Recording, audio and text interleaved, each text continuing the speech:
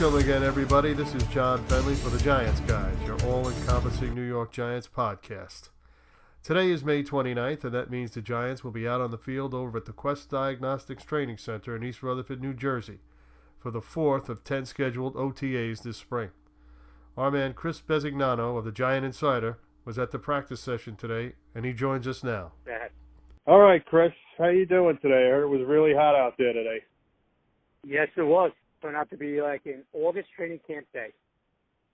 And Pat Shermer was pretty pleased with that because he said something about, from what I read, he said something about he wants the players to be acclimated to all types of weather, be able to play in heat, cold, or whatever. Yeah, well, he got his wish today with the heat, no question. Matter of fact, he must have had a little inside joke going with Olivier Vernon because Vernon must have been complaining about the weather since he's from Miami, and Sherman pointed out today, well, there you go. There's your Miami weather, and he got it today. This is definitely Miami weather. Got almost 90 degrees out there, and it's like 70% humidity. Yeah, it was a hot one, John, today. It's good because that's what these guys are going to be looking at, in a couple of months. Yeah, we went right to summer. No spring here in the New York area. Right. So let's talk about who was there and who wasn't. Beckham wasn't there. Jenkins wasn't there. Collins participated, but he's really not ready to mix it up, right? No, he did a little, 7-on-7s. He was on the field with 7-on-7s, but he's not ready. He's not cleared to practice yet. He's pushing for the mandatory mini camp in a couple of weeks. Right. Sherman, I'm not quite sure that's going to happen. Sherman was basically said he's just hoping that he's ready to go for training camp. So we'll see where we're at. Collins is trying to get there, and he said he's not far off. So we'll see where we're at. A couple of weeks. Yeah, that's something they don't have to push him. He's ready to play. He's in shape, obviously. I mean, he's out there running around. It's just a forearm, right? He had a fractured forearm. They had to refracture it because it didn't set right. I'm guessing it didn't set right, so they refractured it, and then Sure. Yeah, they didn't like the way it's set, so they had to go in there again and take care of it. So now it's probably knitting. It's probably knitting much better than it did the first time. If they're confident. Yeah, you know what, John? I'm pretty sure they wouldn't even have him on a field if they weren't confident in the way it's healing. So he looks like he's going to be good to go pretty soon. Right. And other guys that didn't practice, from what you sent me, is McIntosh, the rookie, and Avery Moss, who was the second-year player. I know McIntosh, I forget what injury he had. Did he have an off-season surgery? McIntosh has a medical procedure that he didn't really want to get into. So he's still on the sidelines. He's still got that, unknown medical procedure. Yeah. I'm sorry, what was the other name you mentioned? Avery Moss. What about Avery? He was out there today. What about him? Oh, he was out there. Okay, they said he wasn't. Yeah, Moss was out there today. No, he was out there today. Yeah. Okay, so that was somebody gave me bad info. It wasn't you. I got that from somebody else. Okay, so let's talk about the offense. I mean, from what you sent me, Lauletta and Webb are looking pretty good. Yeah, listen, John, like we talked about last week, it's all a process. But to me, looking at him today was like night and day from the last OTA. Seemed to have a lot more confidence, much better accuracy, and he looked more in command. He looked more in command. So definitely a good practice for Lauletta today. Do you see any issues with his arm strength? I mean, that was a big thing why he dropped to the fourth round. Listen, he doesn't have a powerful arm, and that's a fact. Doesn't mean he can't succeed this week, but he does not have a Davis Webb or an Eli arm. So the tight window throws, are going to be, highly, the kid's going to have to rely on anticipation. Chad Pennington and another guy didn't have a really, really good arm either. Had a pretty good career for himself by the name of Joe Montana. So that's correct. That's but correct. Listen, it is what it is, John. He doesn't have a big arm. Yeah, he's got a good arm, but he doesn't have a powerful arm. So it is what it is.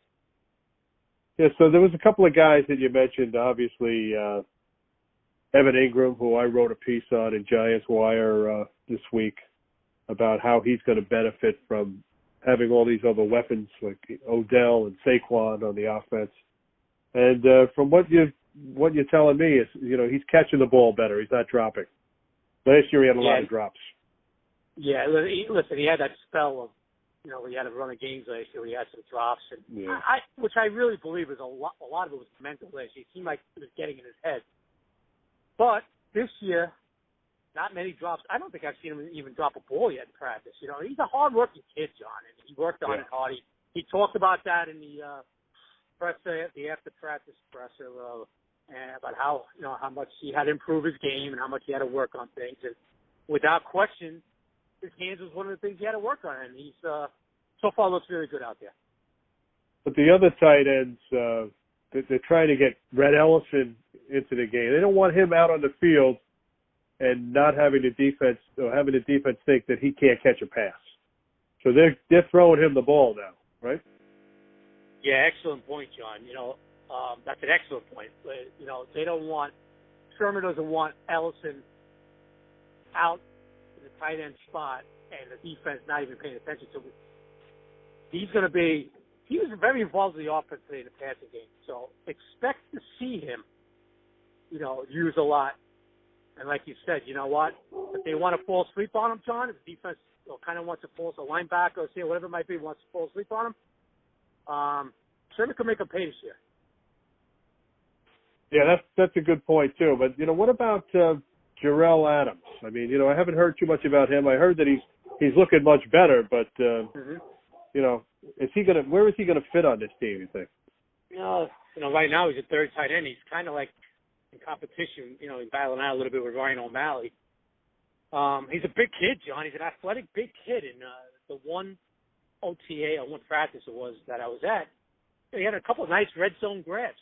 He's a kid that could definitely be used in the red zone. He could go in around that goal line and kind of box the defender out. He's a big athletic kid, a good jump. Listen, we'll see where we're at with him. But it's a kid, it's a guy that could be used in the red zone. And that's what I expect to see out of him if he contributes to the Giants this year. Yeah, they definitely need depth there, because I don't think Ingram is going to be used as an inline tight end every down, so they're going to need these other guys to step up. Let's get to the main attraction on offense, of course, these days is Saquon, and, you could just humor me and just tell me how impressed you were with him today. Yeah, Saquon's a very impressive young fellow, put it that way. Very impressive. And you know what? His teammates are pretty impressed with him, too. You know how it is in the NFL. These guys are 4 or 5 years in the league. They look at him, he's like, I'll take it. You know what? He did it in college, but you don't show me nothing yet. But you could just see talking to the players, the other guys, that they're just so impressed with Saquon, with his attitude, how quick he learns the system, the playbook, and not to mention how talented he is. So everything is going really good, like Coach Sherman said today. Very impressed with him, and everything's been great with him so far. Yeah, when he gets in space with the football, that's where he's going to make his money. I mean, he's a mismatch. Linebackers can't keep up with him, and his legs are so powerful. To have one guy try to bring him down, or have a safety or a corner try to bring him down, I don't see that happening. I see him getting a lot of yards after the catch. And that's going to open. He's going to be what I call a can opener player. He's going to open everything else for his whole offense. So that's why everybody's so excited. No doubt about it, John. There was one play today. I think if I remember, I put it on Twitter. But there was one play today that Barkley lined up as a receiver, and Kareem Martin went out on him and covered him. And all I said to myself was, "Wow, what a mismatch this is going to be." The defense has put a linebacker out in space on him. It's like listen, John. We talked about it last week. The kid is going to be a huge weapon out of the backfield receiving for the Giants. Well, let's just keep our fingers crossed on that one. I'm sorry? I got to keep my fingers crossed. It sounds too good to be true, and you know what they say about that. Yeah. Listen, somebody tweeted me today, is he for real? And I said, listen, all the signs are that he is, but we'll see in September, But you got to have a good feeling about this young fella, man. He's just a polished all-around athlete. So it's going to be fun to watch him. Well, let's go to the offensive line. That's the other big question. I mean, there was a couple of different lineups that you sent me that went out there. With Solder was at left tackle in all of them. Mm-hmm. And Flowers was at right tackle in all of them. And then the guys in the middle were moved around. The rookie Hernandez, the free agent Omame was in there. Brett Jones, who could be challenged by John Halapio. And, of course, we got veterans like Greco and, other guys like that. John, Jerry, they get their turns. But, Greco is with the first team. I mean, is he with the first team until Hernandez comes up to speed, you think, or? Yeah. I think so. Once again, they had Patrick Omame in the left guard, and they had Greco right guard in the starting unit. And they mixed it up in the second. Later on they had Hernandez over at left guard, and then Omame at right guard. So this is what it looks like Sherman might be doing going into training camp. And then he's going to have to earn the spot over the veteran Greco. Yes. And Flowers, from what I understand, is looking okay. I mean, he's taken to right tackle. Yeah, he's taken to right tackle pretty well. Sherman pointed it out today. He's been with the ones, he was with the ones the whole OTA today. And Sherman's pretty happy with him. The kid, I'm watching him. The guy just, he's doing his job. He's quiet. He's busting his butt, and he's trying. He's trying to listen. John, it's a clean slate. It's a whole new season. Yep. And these guys realize that, and they're out there practicing hard, and that's where we're at. It's 2018, not 2017. Let's move forward, clean slate, and that's where these guys are practicing. Especially the guys that had some issues last season. Yeah, I mean, this is the hinge issue with the Giants. Can this offensive line do the job? And Flowers, his statistics are worst. Since he came into the league in 2015, he is the absolute worst pass protecting tackle according to Pro Football Focus. Whatever statistical data they used, he allowed the most pressures in the last 3 seasons. So that he's got it. On the right side, he may not have that. On the left side, you're going to get pressure all the time. The quarterback's blind side. The right side, he may not have as many assignments or so forth. So he'll probably do better. So plus his attitude is much better. And speaking of attitudes, I don't want to cut you off, but I was going to get to Eli Apple because that's the other guy that people are talking about. And from what you're telling me, that he's got a 180-degree turn this season. Yeah, I mean, so far, John, he looks like, you know what, John? He looks like a number 1 pick. That's what he looks like out there. Very verbal, very involved, playing the ball well, which is a weakness of his. Listen, his weakness in Ohio State was when the ball was in the air, identifying the ball. He drew a lot of penalties in college, and he did a few up here in the NFL. He doesn't locate the ball well. He's working on it well. His head is definitely there. You can see. Let's not forget. I know a lot of things are said about Eli, but he is very close to his mom, and his mom was going through a lot of health issues last year. Right. That's all seems to be taken care of. Thank God for his mother. Seems to be, she seems to be doing really well, which I'm sure is contributing to Eli Apple, head. His teammates are giving him a clean slate. Landon Collins has pointed out that everything is great. He's my little brother. Mike Thomas, the veteran, talked to him today. I actually asked him, what do you think about Apple? And nothing but positive stuff, John. Nothing but, hey, this kid is great. This kid's working his butt off. This kid does everything he asks. So everything's good with Eli Apple so far. Yeah, and they're going to need him to be good because they don't have a lot of quality depth, I would say. They got a lot of bodies. William Gay is there, and Curtis Riley. I guess he's more of a safety, and so is Thomas. And those guys are actually good special teamers also. Yeah, you know what? And their safeties too, John. Like Thomas, Curtis Riley, even the kid Chandler. These are safeties. If the two corners, Apple and Jenkins, if they go down, there's not much depth behind them. There might be bodies, John, behind them. Yeah, like B.W. Webb is a guy they signed. They like him. He's kind of short though, right? Yeah, he's 5'10". I think he's 5'10". He actually looked pretty good today, but without pads, it's not an offense game planning to attack him, so it's a much different story September 9th than it is now. But like I said, John, if Apple or Jackrabbit go down, there's not really quality behind. Yeah, there's a drop off there. Yeah, it's going to be definitely a drop. And William Gay, you can't even put William Gay out of the corner. He's just a slot guy now, John. So good luck if you do put him on the corner. Yeah, you're taking your life in your hands if you put that guy out wide. Yeah. I mean, he was good at one time. I mean, he still probably has a little gas in the tank, but like you said, he's better off in the slot getting some help from safeties and so forth. Yes, I agree with that 100%. Let's talk about Stacks. He showed up today, right? Yes, he did. He actually alluded me. I actually put on Twitter that he's not here again. And then I looked at the backfield, and he's hard to miss, man. I couldn't believe I missed him, John. I went after like an idiot. I was like, oh, my God, there he is. And actually, I wasn't the only one. A couple other guys next to me didn't think he was there either. I'm not going to name names, but he kind of slipped by a few people, mainly me. But there was the big man. All of a sudden, he came walking over to the main field where they were practicing. It was good to see. He's out there. You see him talking to the B.J. Hills and the McIntoshes on the side. So it was good to have him. Yeah. Sherman was happy to have him. Yeah. And that's where we're at. I'm not worried. Like you said last week, John, we're not worried about Snacks. I'm not worried about him at all. No. Now, where does he play? He doesn't play the nose, does he? Is he out on the end? Or? Yeah. Oh, no. He was lined up over the nose there. He's on the nose. Yeah, well, he's the biggest guy they have. I mean, why wouldn't they put him on the nose?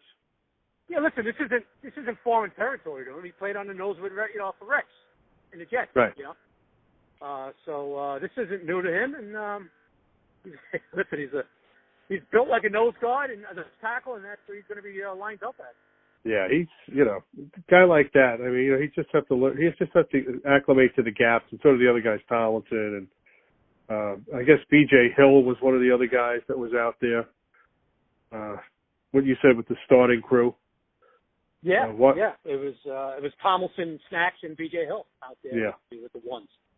Yeah, Tomlinson is he's poised for a much improved year. He was just getting his feet wet last year, and that defense was all over the place. When they're focused and they have assignments, solid assignments, and he's got like an Ogletree behind him. Somebody on his back like that who could tackle.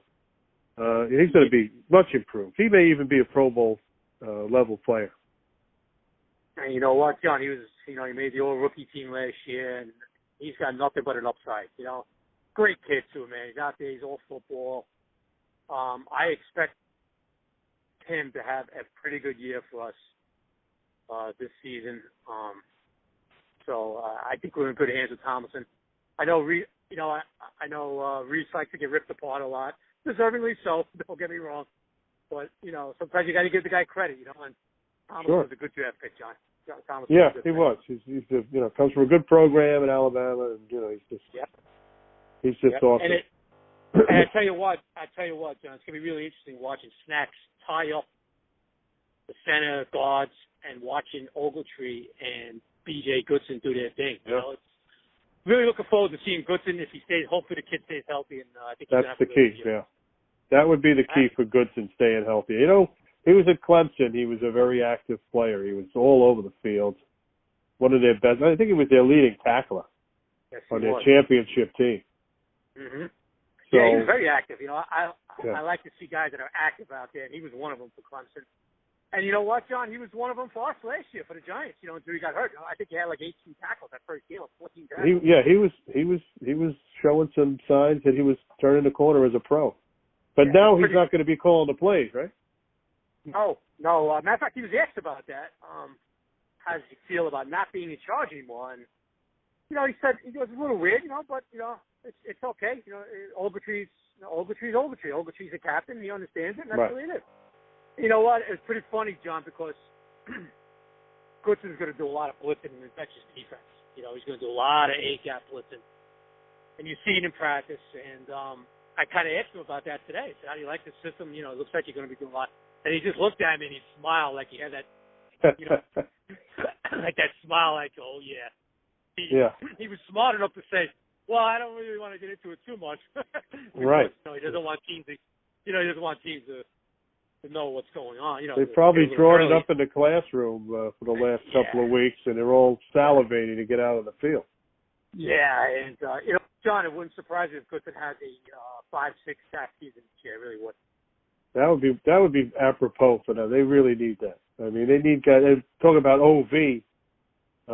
He's like we talked about last time we chatted. He's the kind of guy that coming off the edge as an outside linebacker, a little head of steam. He could be a key player. He could be a 10-12 sack guy this year. I agree, John. I agree. You know what, John? The key. Hopefully, OV stays healthy. He hasn't been healthy as a Giant yet. Right. And hopefully, if he stays healthy in this system, he was strictly outside linebacker today, strictly coming off the edge. And I expect, like you said, John, would a 12-sack season shock me? No, it wouldn't. It really wouldn't, So I would look for him, John, for an 8 to 10 or, like a 6 to 10, maybe 6 to 12 sack season. And that, the Giants are going to need it. They don't have that pure, 13, 14 sack guy on the roster. Yeah, we don't know if they do yet. They might, but somebody could emerge here. They do have a lot of guys playing new positions, and everybody seems to be recharged. So you don't know who's going to do what yet. That's what makes this so interesting. Yep, with the new regime coming in. Speaking of new faces, special teams got a lot of new guys. I think I read Michael Thomas said today that the Giants went out of their way to get special teams players on their roster, and that's how they got him, because he was a top special teams player in the AFC. But Riley Dixon is the new punter. They traded for him. They gave a 7th rounder, I think, to Denver. It could have been a 6th rounder. It just eludes me right now. But he's a much better punter than Brad Wing. It was a 7th rounder, by the way. But go ahead. Yeah, Wing was kind of all over the place, kind of inconsistent. This guy seems to have a little bit more, a better leg, putting the ball up high, right? A little hang time. Yeah, his hang time is pretty impressive so far. And he was placing the ball well, outside the numbers, which you always want. Right. Like you said, Wing was very inconsistent. Listen, Wing basically cost the Giants 2 games last year. He basically did. A lot of people want to blame this and that one, coaching this, but Wing cost us last year. He cost us twice. The Tampa Bay game and the Eagle game, he really hurt us. Yeah. Dixon. A lot of people, they're questioning Dixon because of where he played. He played up the mountains there in Denver. Yeah, that's right. And but I tell you what, watching him, I'm pretty impressed with him. He's got a strong leg, and I think the fans, when the fans, everybody starts watching him come to exhibition games in the season, I think they're gonna like it. Yeah, the best punter they've had. I mean, they had Landetta. They had Jeff Fiegels, in my opinion, the way he could place the ball. Yeah. He was just terrific. And he played forever, too. He played like 20 years. Yep. But, is he around? Did you see him? I saw Fiegels at one. The last time I saw Fiegels was at Dave Gettleman's first presser. Okay. But he does work for the Giants, so I know he is around, but I just physically haven't seen him. Because he will work with the special teamers, and not just the punters, but the long snappers and the holders and everybody else. Because he knows the drill. Because he was a holder too. Yes, sir. Yes, he was. So once training camp starts, he'll be out there working with the special team, with the punter and the holder. Like you said, he will be contributing to the Giants. And then, of course, the last thing I'm going to ask you today. I know. Thanks for taking the time out for us today, but anytime, buddy. The kicking situation. I know kickoffs are not at the premium they used to be, but field goals still are, and so are, PATs.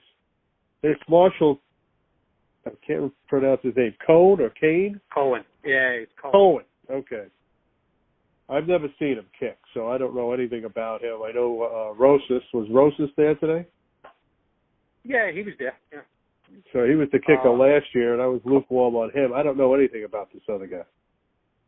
No, either way, they just brought him in, for competition, and I saw him today. I think he missed 2. He made 4 out of 6, and not too impressive in my eyes, but he's going to be competition, I guess, for Roa. Rosas is, he's not bad, but he's not bad. But I think they might be looking at a veteran somewhere along the line if they can find one.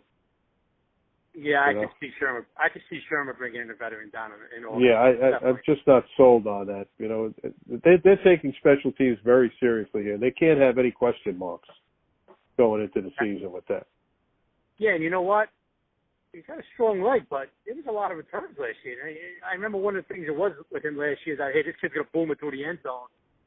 But you know what? There was a lot of returns. He's a little disappointing in that area, too. And you look at the new rules, John, what they're doing with these kickoffs. I know the league wants to phase out kickoff returns in the future, but you look at these rules, to me, I think you're going to, even Mike Thomas said it today, to me, I think you're going to see more returns now. Right. I mean, you can't get a running start. You right. You have to stand still. You can't get a running start. Right. There's no more, the wedges were eliminated, but guys, it has to be like 5 guys on one side of the field, 5 guys on the other. To me, I think you're going to see guys coming out of the end zone more. That could be wrong, John, but that's the way Mike Thomas interpreted it. Yeah. Guys who are going to return, and I don't know who will be doing it for the Giants. They've got so many new odds and ends there. We'll see. I'm sure that one of the receivers, maybe Sterling Shepard, will be a returner. He might be one. He's going to be a punt returner. He's working with the punt return team today. Oh, okay. And guess what, John? Guess what? 2020 game, 4 minutes left, 3 minutes left. The other team's kicking off. Don't be surprised if you see old number 26 back there in the end zone, bringing it out. Or number 13. Or number 13, at least returning a punt. Yeah. Yes. He asked to do it all the time. They won't let him do it. All the time. He wants to get in the game. They're like, no. Well, obviously, for obvious reasons, but he does work on it in practice, and he loves doing it, and he's always pushing to do it, but obviously, you won't see that much. And Beckham also is he was a soccer player. He could also kick the ball if they needed him to. John, he could kick it. He could throw it. You know what? Talking with my, with the boss that, senior editor Jerry Foley, my boss, what we were talking about the other day was this. Hey, don't be surprised if you see like a Julian Edelman type play where you see a little receiver screen and he throws, a little receiver screen behind the line of scrimmage and Odell throws on 60 yards down the field. Don't be surprised if you see that this year. So. Yeah, I think everything's in play with this new offense. Yes. And Eli he's buying into everything. He's happy that he doesn't have to worry about his job, at least not this year anyway. And he's happy that he has a new offensive line and more toys to play with. Oh, absolutely. And you know what? You're going to see a lot of wrinkles in the system with Sherman. It's not, why McAdoo never took advantage of Odell's athleticism is beyond belief, but that's the whole, that's the past. We can't really go backwards and talk about him because there were so many things that went wrong with McAdoo and his staff. And the Giants were smart enough to cut their losses. Yeah, usually they'd wait. They would have waited another year, and that would have just been a death knell for them. It would have been bad. Yeah. All right, Chris. Well, this has been great, man. Thanks for joining us today, and we'll talk to you next time, all right? You got it, John. Thank you. Take care, bud. Okay, man. Bye-bye.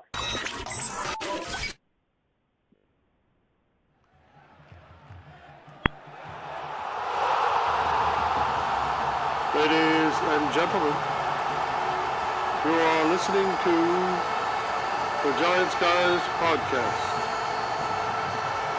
dedicated to New York Giants football.